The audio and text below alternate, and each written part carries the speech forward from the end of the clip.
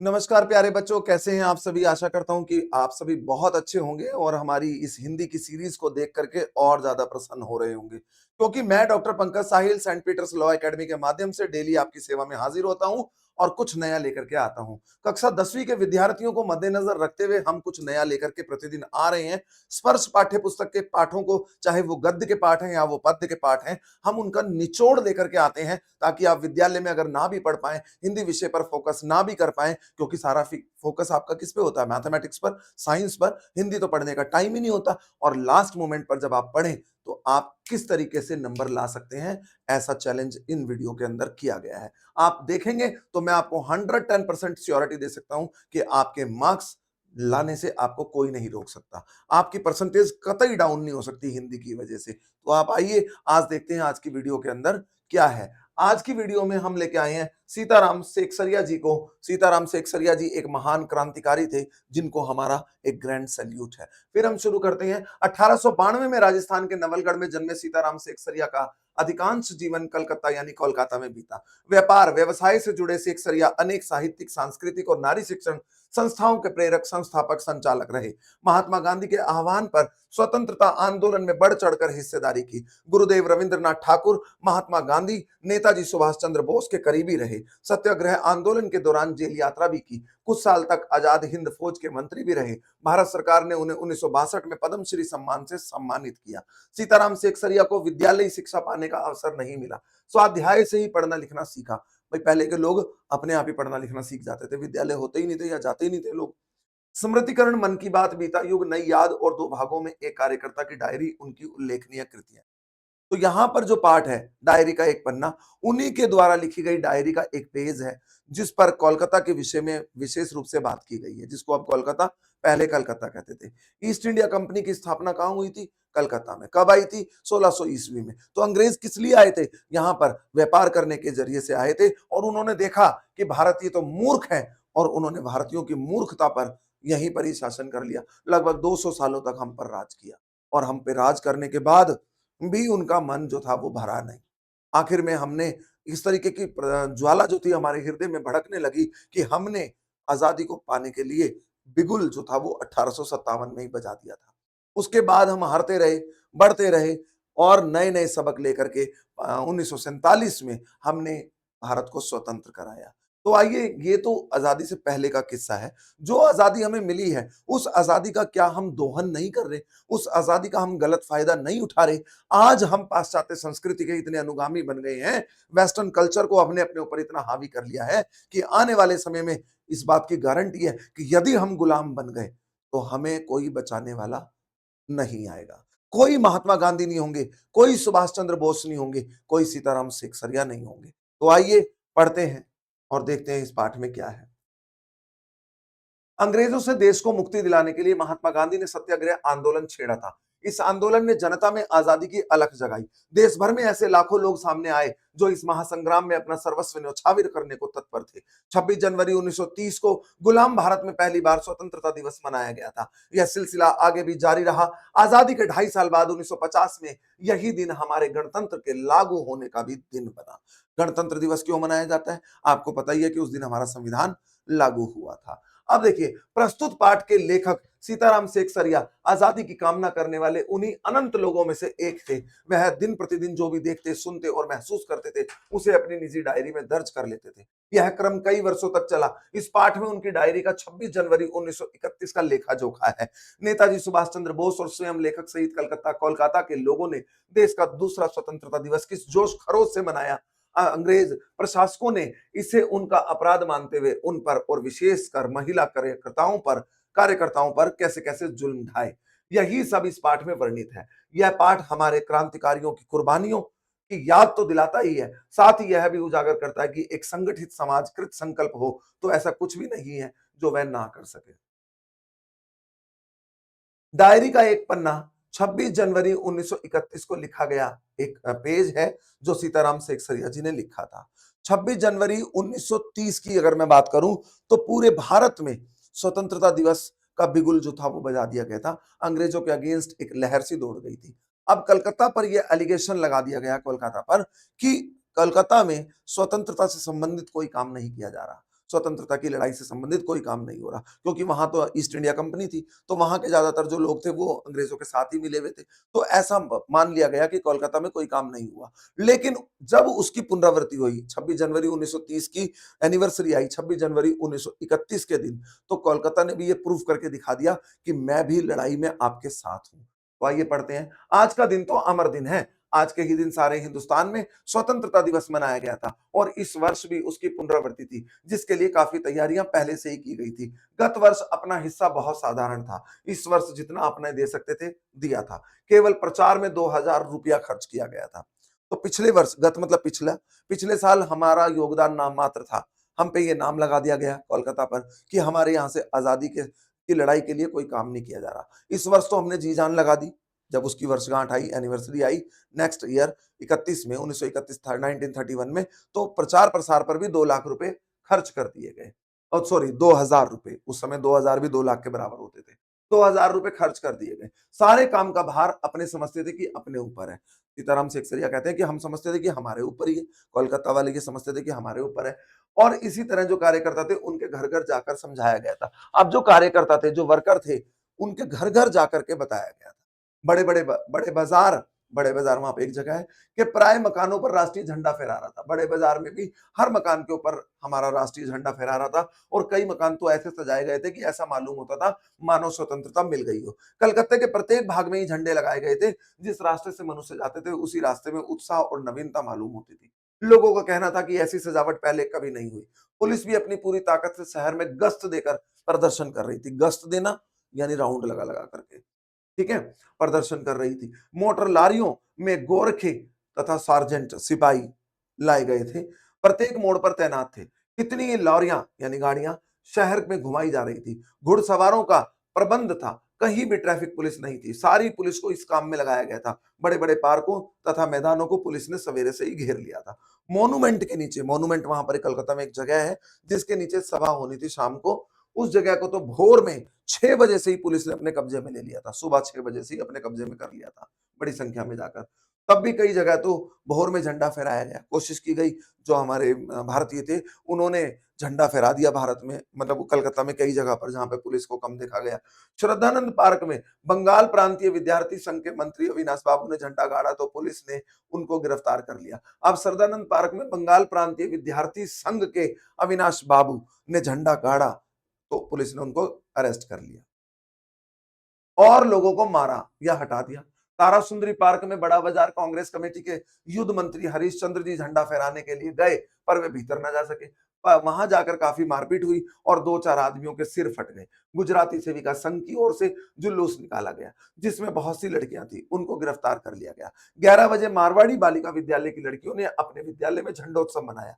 जानकी देवी, मदालसा, मदालसा बजाज नारायण आदि भी गई थी। लड़कियों को उत्सव का क्या मतलब है समझाया गया। एक बार मोटर में बैठकर सब तरफ घूम कर देखा तो बहुत अच्छा मालूम हो रहा था। जगह जगह फोटो उतर रहे थे। अपने भी फोटो का काफी प्रबंध किया था।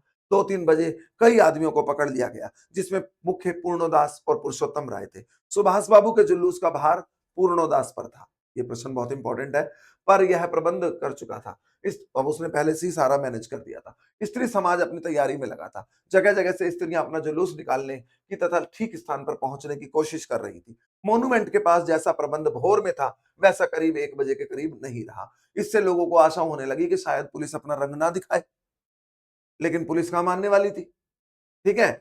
और 3 बजे से ही मैदान में हजारों आदमियों को भीड़ होने लगी। लोग टोलियां अर्थात ग्रुप बना करके बना बनाकर मैदान में घूमने लगे। आज जो बात थी वह निराली थी। उसके जैसा पहले कभी नहीं हुआ था।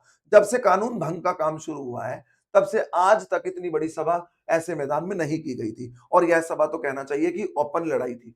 पुलिस कमिश्नर का नोटिस निकल चुका था कि अमुक अमुक धारा के अंतर्गत, या अमुक अमुक मतलब डिफरेंट डिफरेंट जो ऑफेंस थे, डिफरेंट डिफरेंट जो धाराएं थी, यदि कोई खड़ा हुआ पाता है, इस सभा में भाग लेगा तो उस पर डिफरेंट डिफरेंट धाराओं के अंतर्गत मुकदमा चला दिया जाएगा और उन्हें पकड़ लिया जाएगा, ठीक है। अनुसार कोई सभा नहीं हो सकती। जो लोग काम करने वाले थे, उनको इंस्पेक्टरों के द्वारा नोटिस और सूचना दे दी गई थी कि आप यदि सभा में भाग लेंगे तो दोषी समझे जाएँगे। इधर काउंसिल की नोटिस से, कांग्रेस कमेटी की जो काउंसिल थी, उन्होंने भी ये बैठक मतलब एक नोटिस निकाल दिया गया था कि मॉन्यूमेंट के नीचे ठीक 4:24 पर, ध्यान रखिएगा, 4:24 पर झंडा फहराया जाएगा तथा स्वतंत्रता की प्रतिज्ञा पढ़ी जाएगी। सर्वसाधारण की उपस्थिति होनी अनिवार्य है। खुला चैलेंज देकर ऐसी सभा पहले कभी नहीं की गई थी। ठीक 4:10 पर सुभाष बाबू जुलूस लेकर आए, उनको चौरंगी पर ही रोका गया। वहीं एक चौराहे पर रोक लिया गया, चौरंगी चौराहे पर, और भीड़ की अधिकता के कारण पुलिस जुलूस को रोक नहीं सकी। मैदान के मोड़ पर पहुंचते ही पुलिस ने लाठियां चलानी शुरू कर दी। बहुत आदमी घायल हुए। सुभाष बाबू पर भी लाठियां पड़ी। सुभाष बाबू बहुत जोरों से वंदे मातरम बोल रहे थे। ज्योतिर्मय गांगुली ने सुभाष बाबू से कहा, आप इधर आ जाइए, पर सुभाष बाबू ने कहा, आगे बढ़ना है। यह सब तो अपने सुनी हुई लिख रहे हैं, पर सुभाष बाबू का और अपना विशेष फासला नहीं था। सुभाष बाबू बड़े जोर से वंदे मातरम बोलते थे। यह सब अपनी आंखों से देखा। सीताराम सेकसरिया जी ने, पुलिस भयानक रूप से लाठियां चला रही थी। क्षितिज चटर्जी का फटा हुआ सिर देखकर, उसका बहता हुआ खून देखकर आंख मिच जाती थी। इधर यह हालत हो रही थी कि उधर स्त्रियां मॉन्यूमेंट की सीढ़ियों पर चढ़कर झंडा फहरा रही थी, घोषणा पढ़ी जा रही थी।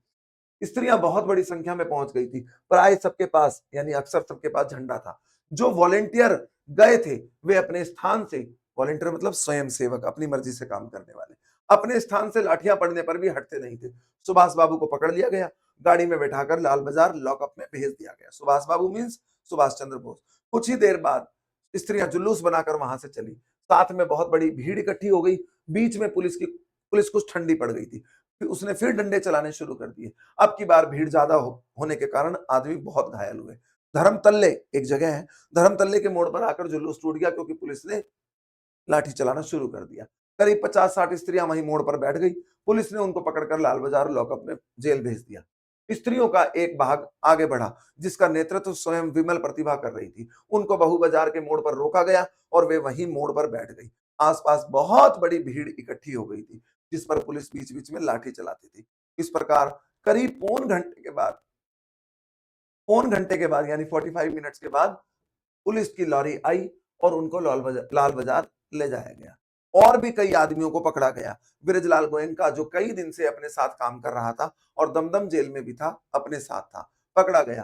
पहले तो वह झंडा लेकर वंदे मातरम बोलता हुआ मॉन्यूमेंट की ओर इतनी जोर से दौड़ा कि अपने आप ही गिर पड़ा। उसे एक अंग्रेजी घुड़सवार ने लाठी मारी और फिर पकड़कर कुछ दूर ले जाने के बाद छोड़ दिया। इस पर वह स्त्रियों के जुलूस में शामिल हो गया और वहां भी उसको छोड़ दिया गया। तब वह 200 आदमियों का जुलूस बनाकर लाल बाजार गया और वहां पर गिरफ्तार हो गया। मदालसा भी पकड़ी गई थी। उसे मालूम हुआ कि उसको थाने में मारा भी था। अब औरतों पे भी हाथ उठाया था अंग्रेज सिपाहियों ने। कुल मिलाकर 105 स्त्रियां पकड़ी गई थी। बाद में रात को 9 बजे सबको छोड़ दिया गया। कलकत्ता में आज तक इतनी स्त्रियां एक साथ गिरफ्तार नहीं की गई थी। करीब 8 बजे खादी भंडार आए तो कांग्रेस ऑफिस से फोन आया कि यहां बहुत आदमी चोट खाकर आए हैं और कई की हालत संगीन है। संगीन मतलब डेंजर है, क्रिटिकल है। उनके लिए गाड़ी चाहिए। जानकी देवी के साथ वहां गए। बहुत लोगों को चोट लगी हुई थी। डॉक्टर दास गुप्ता उनकी देखरेख कर रहे थे, फोटो भी उतरवा रहे थे। उस समय 67 आदमी, 67 आदमी वहां आ चुके थे। बाद में तो 103 तक आ पहुंचे। अस्पताल गए, लोगों को देखने से मालूम हुआ कि 160 आदमी तो अस्पतालों में पहुंचे हैं और जो लोग घरों में चले गए थे वे अलग हैं। इस प्रकार 200 आदमी लगभग घायल हुए। पकड़े गए आदमियों की संख्या का तो पता नहीं चला, पर लाल बाजार के लॉकअप में स्त्रियों की संख्या 105 थी। आज जो कुछ हुआ वह अपूर्व हुआ, यानी जो पहले कभी ना हुआ हो ऐसा हुआ था। बंगाल बंगाल के नाम या कलकत्ता के नाम पर जो कलंक था कि यहाँ काम नहीं हो रहा है, वह आज बहुत अंश में धुल गया। कलकत्ता के पे जो एलिगेशन लगाया गया था कि यहाँ कोई काम नहीं हो रहा, वो धुल गया और लोग सोचने लगे कि यहाँ भी बहुत सारा काम हो सकता है। प्रश्न देखिए, छोटा सा पाठ था। कलकत्ता वासियों के लिए 26 जनवरी 1931 का दिन क्यों महत्वपूर्ण था? क्योंकि उस दिन वहां पर 1930 में जो 26 जनवरी के दिन स्वतंत्रता दिवस मनाया गया था संपूर्ण भारत में, उसकी पुनरावृत्ति थी और कलकत्ता पर ये एलिगेशन लगाया गया था, ये इल्जाम लगाया गया था कि यहाँ पर कोई भी स्वतंत्रता से संबंधित काम नहीं हो रहा, तो कलकत्ता ने वो करके दिखा दिया था। स्वतंत्रता दिवस कलकत्ता के अंदर भी मनाया गया था।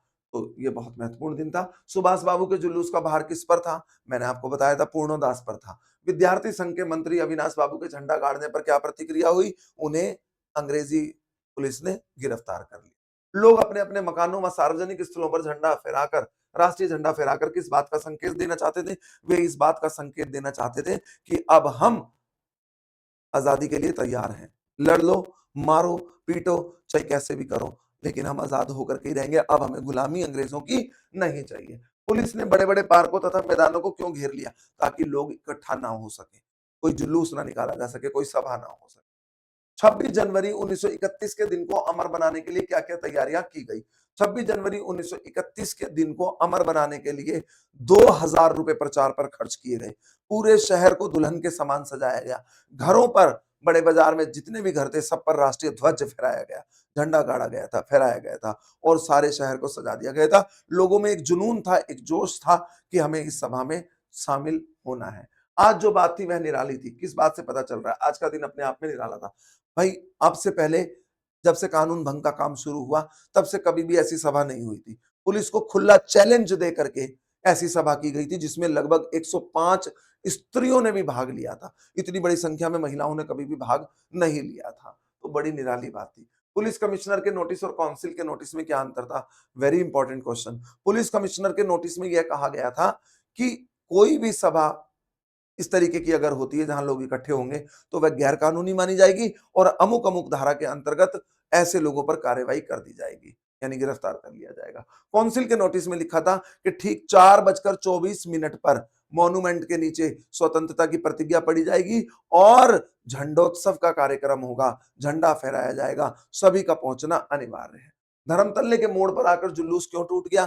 क्योंकि पुलिस ने लाठी चार्ज शुरू कर दिया था। डॉक्टर दास गुप्ता जुलूस में घायल लोगों की देखरेख तो कर ही रहे थे, उनके फोटो भी उतरवा रहे थे। उन लोगों के फोटो खींचने की क्या वजह हो सकती थी? स्पष्ट कीजिए। बिल्कुल, उन लोगों के फोटो खींचने की वजह थी कि आज वाली जो पीढ़ी है, आज की जो जनरेशन है, उनको दिखाया जा सके कि जो आजादी, हम इतने आजाद भारत में बैठे हुए हैं, उस आजादी का क्या मतलब था, कैसे वो हमें प्राप्त हुई, हमारे बड़े बुजुर्गों ने किस तरीके से खून की होली खेली, कैसे उनको पीटा गया, कैसे उन पर अत्याचार किए अंग्रेजों ने और किस तरीके से उन्होंने हमें आजादी दिलवाई और आज हम उस आजादी के लिए क्या कर रहे हैं, उस आजादी का के साथ खिलवाड़ कर रहे हैं हम खुद से। तो इस वजह से फोटो उतरवाए गए थे। सुभाष बाबू के जुलूस में स्त्री समाज की क्या भूमिका थी? स्त्री समाज की बहुत बड़ी भूमिका थी। स्वयं जानकी देवी, मदालसा, मारवाड़ी विद्यालय संघ की कन्याओं ने इसमें भाग लिया था, विमला देवी ने भाग लिया था और 105 की संख्या में स्त्रियों ने भाग लिया था। इतनी बड़ी संख्या में कभी भी महिलाओं ने किसी भी जुलूस में इससे पहले भाग नहीं लिया था, तो बहुत बड़ी भूमिका थी। जुलूस के लाल बाजार आने पर और महिलाएं ही पहुंच गई थी, नीचे लाठीचार्ज हो रही थी, मार रही थी पुलिस पकड़-पकड़ के और महिलाएं ठीक 4:24 पर झंडोत्सव का कार्यक्रम कर रही थी, स्वतंत्रता की प्रतिज्ञा भी पढ़ रही थी। जुलूस के लाल बाजार आने पर लोगों की क्या दशा हुई? पुलिस ने लाठीचार्ज शुरू कर दी, लोगों के सर फट गए, खून निकल रहे थे, पुलिस अपने कारनामों से बाज नहीं आ रही थी। जब से कानून भंग का काम शुरू हुआ है, तब से आज तक इतनी बड़ी सभा ऐसे मैदान में नहीं की गई। यह सभा तो कहना चाहिए कि ओपन लड़ाई थी। यहाँ पर कौन से और किसके द्वारा लागू किए गए कानून को भंग करने की बात की गई है। तो कानून में क्या था? अंग्रेजों ने जो कानून बनाया था कि कोई भी सभा नहीं होगी, इस तरीके से अमुक-अमुक धारा के अंतर्गत कार्रवाई की जाएगी और ओपन चैलेंज क्या था, ओपन लड़ाई क्या था कि भारतीयों ने भी चैलेंज देकर के कहा था कि हम पहुँचेंगे ज़रूर चाहे कुछ भी कर लो और उन्होंने उस कानून को तोड़ दिया था। तो वो ओपन लड़ाई थी, ओपन चैलेंज था। पाठ के संदर्भ में आपको बताया और उन्होंने कानून को फॉलो नहीं किया था। बहुत से लोग घायल हुए, बहुत सौ को लॉकअप में रखा गया, बहुत सी स्त्रियाँ जेल गई, फिर भी इस दिन को अपूर्व बताया गया। आपके विचार में यह अपूर्व क्यों है? क्योंकि ऐसा पहले कभी नहीं हुआ था। कोलकाता के इतिहास में तो पहले कभी नहीं हुआ था। ठीक है ना? तो इतने लोगों को पीटा गया, इतने लोगों पर अत्याचार किए गए, जेल भी काफ़ी लोग गए, 200 के करीब घायल हुए, तो ऐसा पहले नहीं हुआ था। इसलिए इस दिन को अपूर्व यानी जो पहले ना हुआ हो, ऐसा दिन अद्वितीय दिन बताया गया। आज से स्पष्ट करना है बेटा, आज जो कुछ हुआ वह अपूर्व हुआ। बंगाल के या कलकत्ता के नाम पर जो कलंक था कि यहाँ काम नहीं हो रहा, बहुत अंश में धुल गया। यानी जो पहले कलकत्ता पर एलिगेशन लगाया गया था, एक इल्ज़ाम लगाया गया था कि कलकत्ता ही ऐसा शहर है, ऐसा राज्य है जहाँ पर कोई भी काम आज़ादी से के लिए नहीं हो रहा। तो वहाँ भी उन्होंने ये प्रूव कर दिया था, उसी की वर्षगांठ पर यानी 26 जनवरी 1930 को तो पूरे भारत में था, लेकिन 26 जनवरी 1931 को ठीक 1 साल बाद कलकत्ता में भी ऐसा लोगों ने कर दिखाया था। खुला चैलेंज देकर ऐसी सभा पहले नहीं की गई थी। बिल्कुल डायरेक्ट ओपन चैलेंज था। पुलिस ने साफ मना किया था। कमिश्नर के नोटिस में ये आ गया था कि कोई भी ऐसी गैरकानूनी सभा नहीं होगी। अगर होती है तो अमुक-अमुक धारा के अंतर्गत कार्रवाई की जाएगी और उधर कमिश्नर मतलब काउंसिल के नोटिस में ये कहा गया था कि ठीक 4:24 पर मॉन्यूमेंट पर झंडोत्सव का कार्यक्रम होगा और स्वतंत्रता की प्रतिज्ञा पढ़ी जाएगी। सभी का पहुंचना अनिवार्य है। तो चैलेंज ही था। अब देखिए इस रचना के आधार पर वाक्य कितने प्रकार के होते हैं? 3 प्रकार के। सरल वाक्य, संयुक्त वाक्य, मिश्र वाक्य। सरल वाक्य में कर्ता, कर्म, पूरक क्रिया और क्रिया विशेषण घटकों या इनमें से कुछ घटकों का योग होता है। स्वतंत्र रूप से प्रयुक्त होने वाला वाक्य उपवाक्य ही सरल वाक्य है। लोग टोलियां बनाकर मैदान में घूमने लगे। ये सरल हो गया। संयुक्त वाक्य जिसमें 2 या 2 से अधिक स्वतंत्र या मुख्य उपवाक्य समनाधिकरण योजक से जुड़े हों वह संयुक्त वाक्य कहलाता है। योजक शब्द और परंतु इसलिए आदि। उदाहरण मॉन्यूमेंट के नीचे झंडा फहराया जाएगा और स्वतंत्रता की प्रतिज्ञा पढ़ी जाएगी और आने के कारण यहां पर संयुक्त वाक्य है। मिश्र वाक्य क्या है?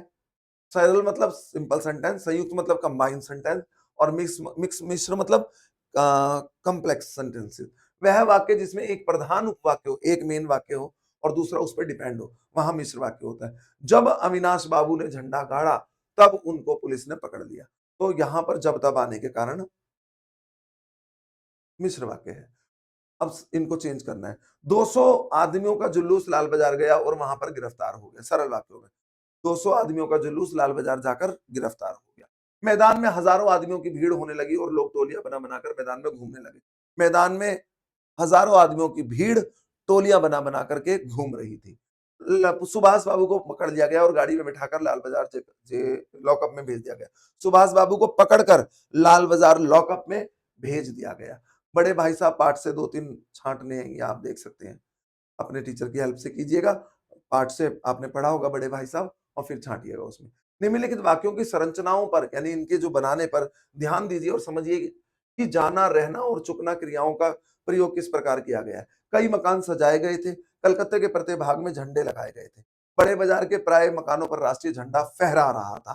फहराना क्रिया। कितनी लारियां शहर में घुमाई जा रही थी। घुमाना क्रिया। पुलिस भी अपनी पूरी ताकत से शहर में गश्त देकर प्रदर्शन कर रही थी। प्रदर्शन करना भी क्रिया है। सुभाष बाबू के जुलूस का भार पूर्णोदास पर था, वह प्रबंध कर चुका था। उसने पहले से ही प्रबंध कर लिया था, कर चुका था। अब यहाँ पर रहा था, यहाँ चुका था। ये टेंस के अकॉर्डिंग है। आप देखते होंगे कि जैसे होता है ना present indefinite, present continuous, past indefinite, past continuous, past simple, past, इस तरीके से इसको हिंदी में भी बांटा गया है। पुलिस कमिश्नर का नोटिस निकल चुका था, ये काम पहले से हो चुके थे। अब इनकी संरचना पर ध्यान दीजिए। विद्या जमार्थी, विद्यार्थी। तो आप देख रहे हैं इनको जोड़ा जा सकता है। मैं आपको लिख करके दिखा देता हूं। अब देखिए, श्रद्धा जमा आनंद क्या बनेगा बेटा? श्रद्धा नंद। ठीक है। प्रति जमा एक, प्रत्येक। इसी तरीके से पुरुषोत्तम।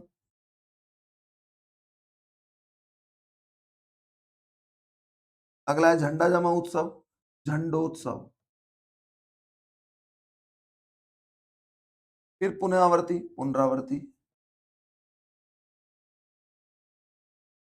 ये मैंने संधि भी कर दी। ज्योतिमय, ज्योतिर्मय। तो ये आपने देख लिया किस तरीके से मैंने संधि की है। श्रद्धा जमा आनंद, श्रद्धानंद। प्रति जमा एक, प्रत्येक। पुरुष जमा उत्तम, पुरुषोत्तम। झंडा जमा उत्सव, झंडोत्सव। पुनः जमा आवृत्ति, पुनरावृत्ति। ज्योति जमा मय, ज्योतिर्मय। तो इस तरीके से इन शब्दों में संधि की संधि विच्छेद जो दिया हुआ था। अब ये योग्यता विस्तार है। भौतिक रूप से दबे हुए होने पर भी अंग्रेजों के समय में ही हमारा मन आजाद हो चुका था।